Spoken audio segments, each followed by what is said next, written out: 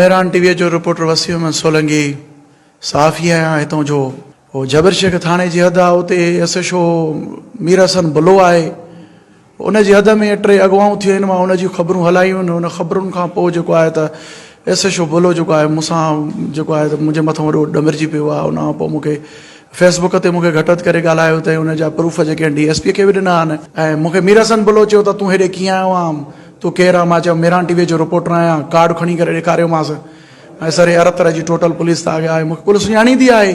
इन ते जेको आहे त मूंखे हिन माउ भेण जूं एॾियूं गारियूं ऐं मूंखे उते मूंखे मारनि मूंखे वॾो उते तज़लील कयूं। हे मुंहिंजा वार उते पटिया अथऊं। उन खां पोइ जेको आहे त मूंसां विड़िया आहिनि, मूंखे धकयां अथऊं ऐं मूंखे जेको आहे त सुम्हारे करे ऐं मूंखे जेको आहे त हिकु लठ जेकी हुई उहा मूंसां वेहकारी जॻह ते उहा मूंखे उते हईं अथऊं।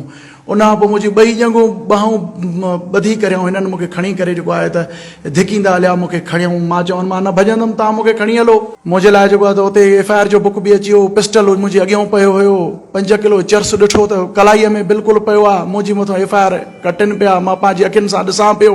मां बेवस थी करे आहियां। मूंखां उन्हनि ज़ोरीअ मुंहिंजो हिकिड़ो को ईअं मूंखां माफ़ियुनि जा बयान क्लेशन जेको आहे त खणी करे सिधी कयूं, असां तोखे फुल फ्राई कयूं था पिया। ॿियो मूंखे इहो चयो अथऊं त तूं असांजे लाइ न सोशल मीडिया ते ईंदे न तूं ख़बरूं हलाईंदे ऐं जेको आहे त जीअं अगरि आहे त असां तुंहिंजो केस तुंहिंजे मथां दाख़िल कंदासीं। असां वटि केस ठहिया पिया आहिनि, देरि न कंदासीं।